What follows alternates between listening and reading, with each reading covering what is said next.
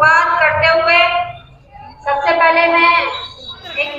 तो महिला पंचायत इसीलिए ही बुलाई गई ताकि महिलाएं आए, अपनी बात रखें, उनको क्या दिक्कतें हैं इस समाज में, उनके कौन से अधिकार छीने जाते हैं, उनको कौन सी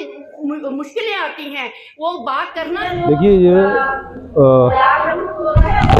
दिसंबर से आज पूरा दिसंबर का महीना निकल गया, आज जनवरी भी पूरी होने जा रही है। इस बीच कई बार हमारे ट्रस्ट के लोग और शहर के जिम्मेदार लोग अधिकारियों से भी मिले हैं, महापौर से भी मिले हैं, लेकिन उनके कान पर उनसे 2-3 चीज़ें भी रखी थी जो फौरी तौर की दिक्कतें थी वहाँ पर। एक तो शौचालय की दिक्कत थी, रास्ते की दिक्कत थी और बारात घर की दिक्कत थी, लेकिन अभी तक प्रशासन के कान पर कोई जू नहीं रूंगी।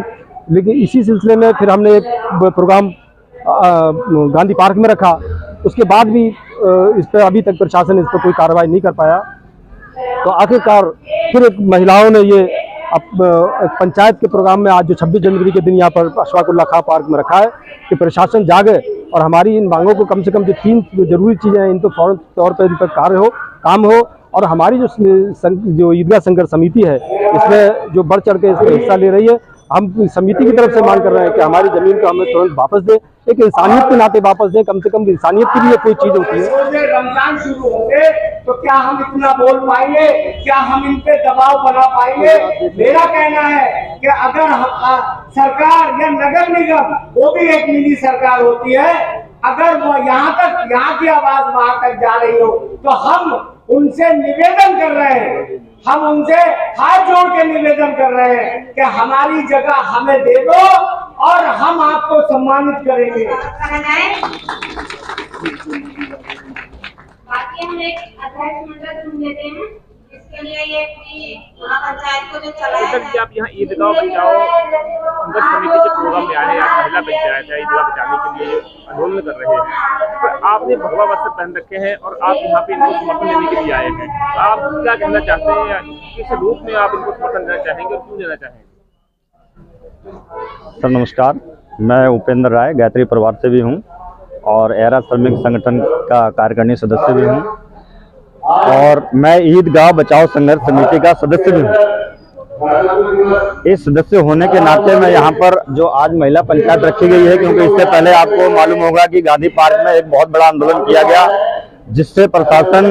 ने उसकी कोई भी सुनवाई नहीं की और अभी तक इनको कोई भी इनकी जायज मांगों को अभी तक थोड़ा सा भी जो इनका हक बनता है उसमें थोड़ा सा भी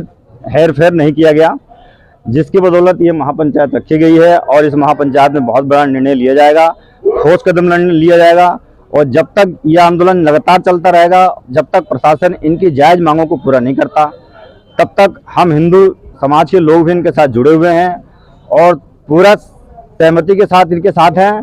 और हमें कहीं ना कहीं लग रहा है कि इनके साथ गलत हो रहा है, इनको दबाया जा रहा है। अल्पसंख्यक जो समाज हैं इनको दबाने की कोशिश की जा रही है और 2011 में जो मामला रुद्रपुर में भड़काया गया था उसको दोबारा भड़काने की साजिश की जा रही है। तो हम बीजेपी और आरएसएस की अगर ये रणनीति है, हिंदू मुस्लिम करने की अगर रणनीति है, तो हम इनको इस रुद्रपुर में तो होने नहीं दिया जाएगा और जरूरी पड़ी तो यहाँ से रुद्रपुर से ये बीजेपी सरकार को हम खदेड़ने की कोशिश भी करेंगे।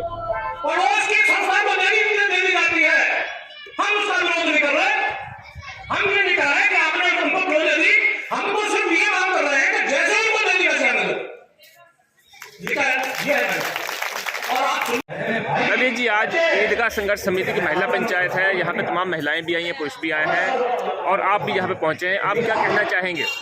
देखिए, आज गणतंत्र दिवस है, इसको हम 26 जनवरी के रूप में मनाते हैं और हम देख रहे हैं कि 2014 से एक ऐसी सरकार जो है तमाम राज्यों में और केंद्र में बैठ चुकी है जो संविधान की धज्जियां उड़ेड़ रही है, जो